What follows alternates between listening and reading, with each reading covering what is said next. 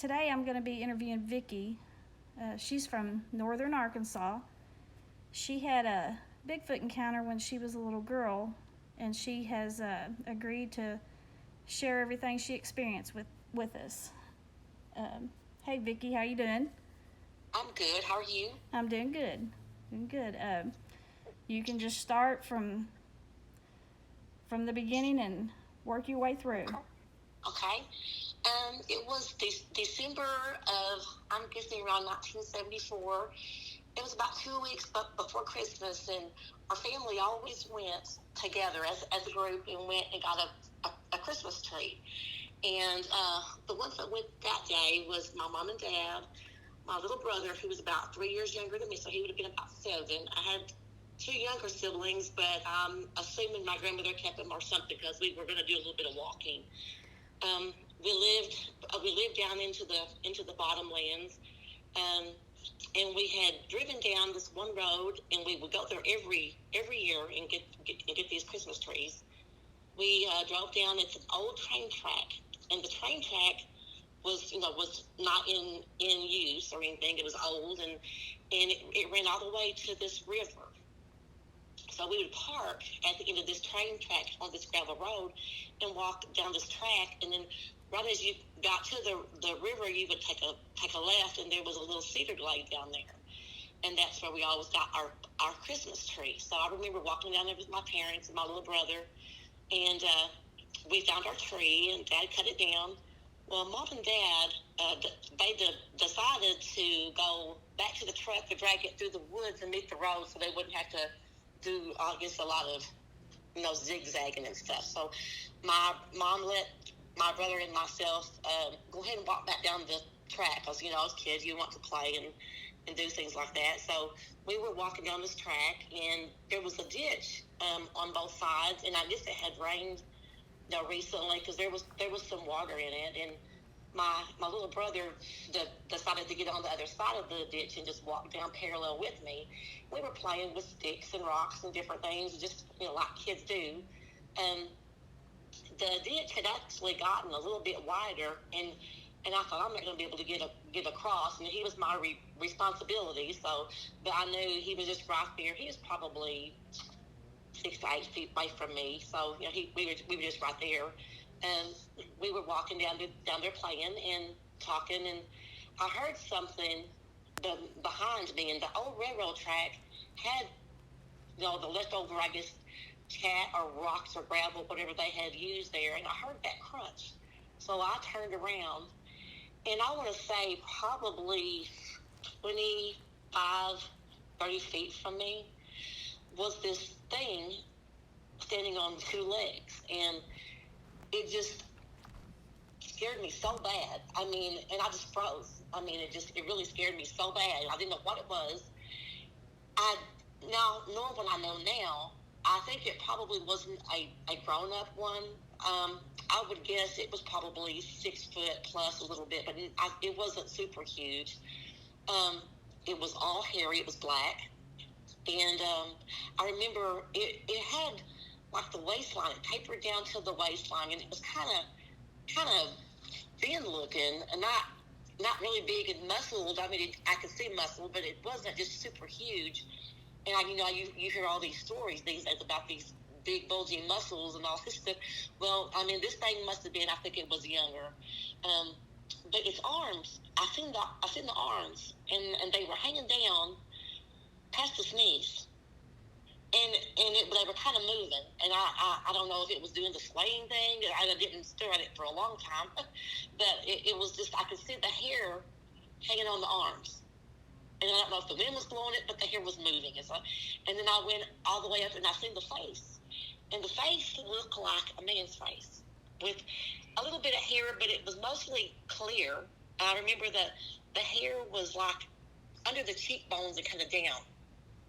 And big eyes, and the nose kind of looked human. I didn't, like I said, I didn't pay attention real close to that. I don't think I seen ears.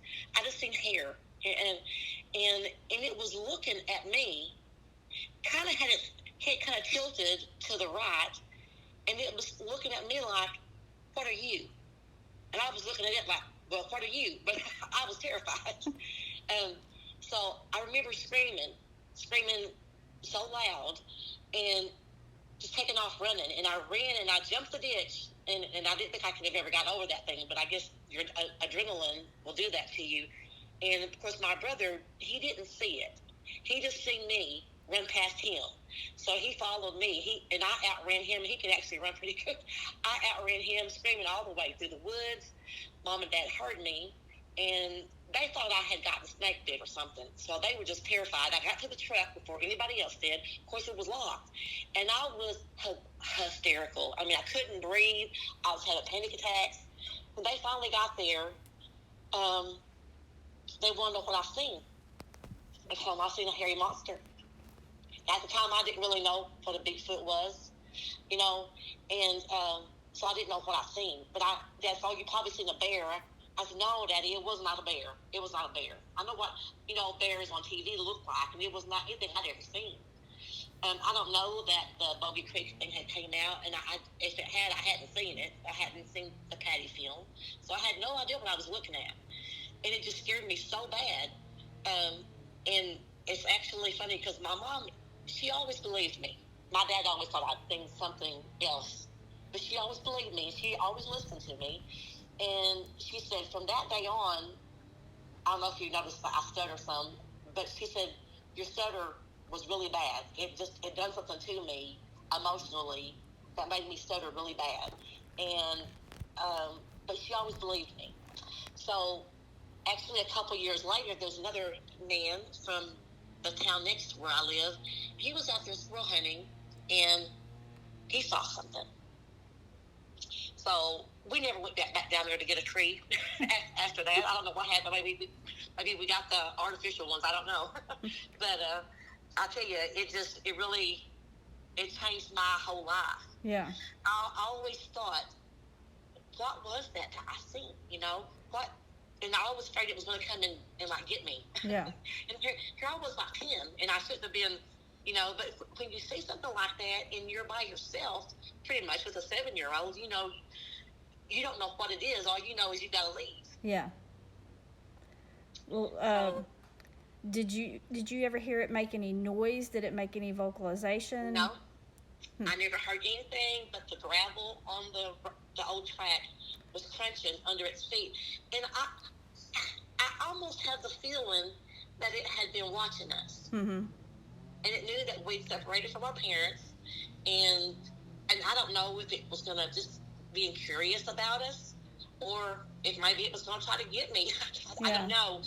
It didn't. It looked more curious than anything. Mm-hmm. So, like the facial features, like did you get a good look at like the nose and the lips? Did it have like a human type nose, or? It did. Mm-hmm. I remember that. It might have been wider. It seemed a little, I don't know. I didn't really stare at it too much because I just wanted to get away from it. Yeah. But the eyes were big and they were dark. And I don't remember seeing lips. I don't know why I didn't pay attention to the mouth. But I seen the eyes in the nose, and the nose did look human. It just seemed bigger, maybe spread out a little bit more. I don't remember seeing ears, or I don't remember seeing fingers. I remember seeing the arms hanging down, and the hair blowing in the wind, or if it was moving, maybe that's why it was moving. I don't know. Yeah.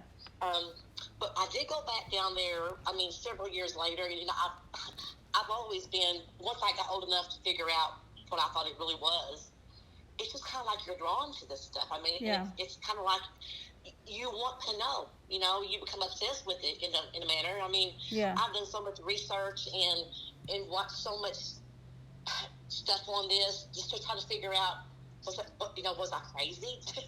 Why did I see this? But I did go back down there, and I don't know if that place has changed owners, but they got it posted, heavily posted, and they have barrels with a chain across the old train track, and a sign that says cameras in use, so they will prosecute. So I don't know if it's somebody that's their hunting place, or it went through my mind, maybe they know these things are there and they're trying to keep people out of there. Keep people out. There is one story that I didn't tell you. in that same area, just around the bend of that river, is like a high bank.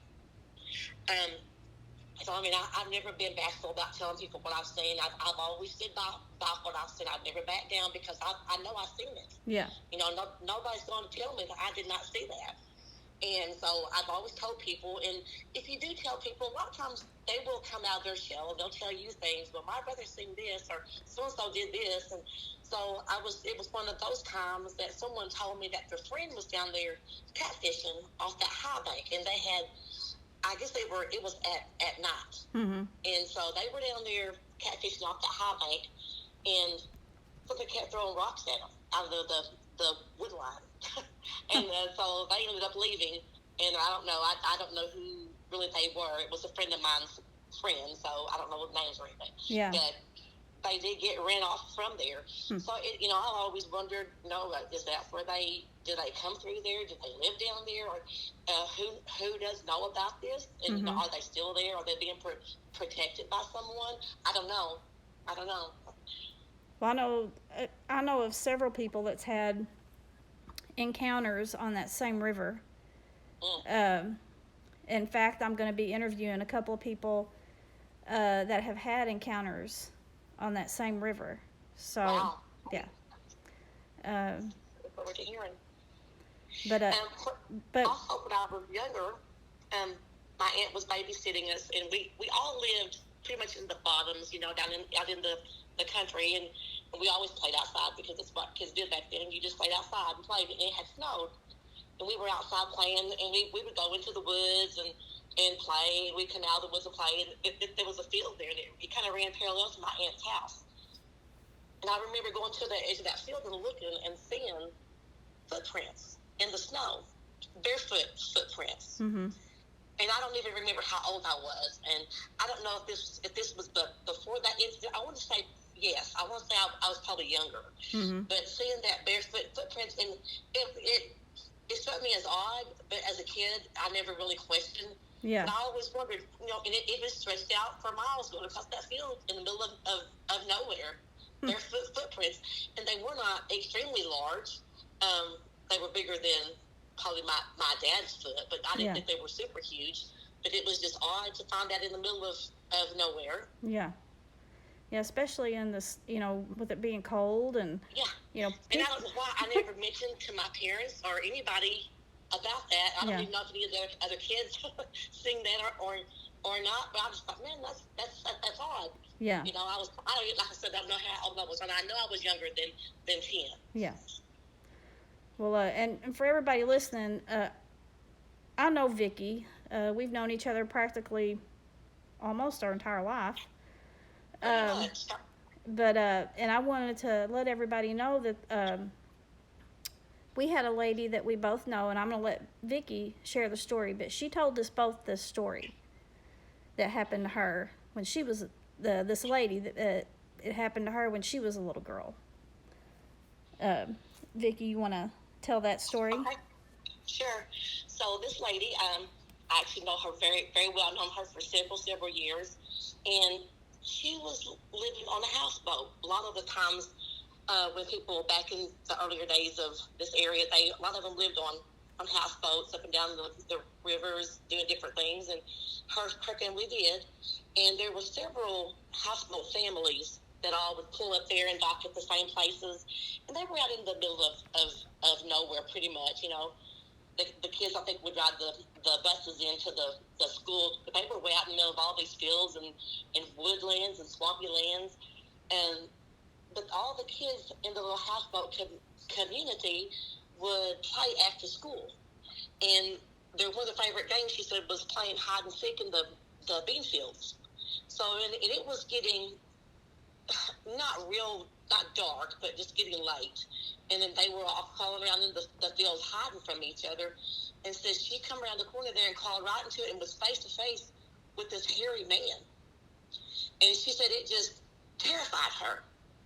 She screamed and took off running. And she said she got the impression that this was a young of whatever this thing was. It was not a grown-up. Mm-hmm. So we were talking about, our experiences, and she said, well, think from what I know now that it was probably not an older one. It's probably just curious watching those kids play. But she said it really got her, and I believe she said she didn't tell anybody for a long, long time, maybe years. Yeah. Well, that's what she had told me. She said it terrified her for, so bad that she couldn't even talk about it for years.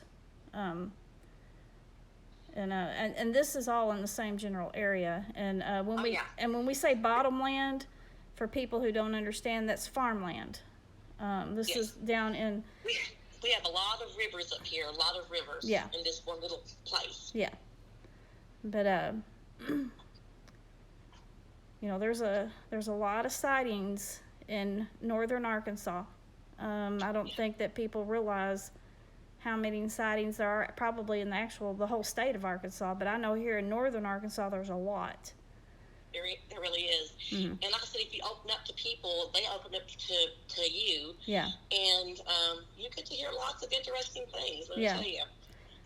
Well, and I know of another lady that you and I both know. She told Paul, my husband, that she pulled up one night and there was one standing in her yard. So Wow. there's a lot of sightings.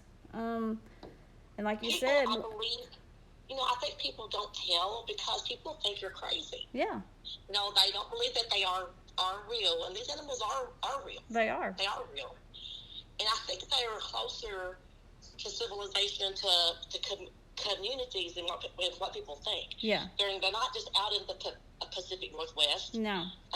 And I think I don't know if they stay here, if they just travel through here at certain seasons. I mean, I don't know. Mm-hmm. But I mean, I've heard stories of people being ran out of these woods, and it sounded like a cross between a pig and a bear screaming at them. Yeah. I've heard stories, and so a lot of these hunters won't tell you. Yeah. Unless you tell them first. Yeah. Well, and like you said, it's hard to get people to open up because they don't want people to think they're crazy or get laughed at. Yeah. But I guess I just don't have any pride about it. I've always told everybody. Well, is there? I mean, if you have more to share, I can have you back on again. Okay. If there's, because I know that there's more things you can tell me. Right. I would need to probably get with some of the people that have told me their stories and probably double check some things. But yeah, I mean, I hear lots of stories. Okay. I do. Well, if you don't care, then we'll do this again, and you can tell more stories. I mainly wanted to get your story, and plus the story that was told us by the lady, because she told me and you both the story. Right. Sure. You just tell me when, and I'll confirm some things with a few people, and we can do this again. All righty. Well, thanks for sharing your story with me, Vicky. Thank you for having me on. Well, you're very welcome, and we'll be back in touch soon. Okay. Thank you. All right. Thank you.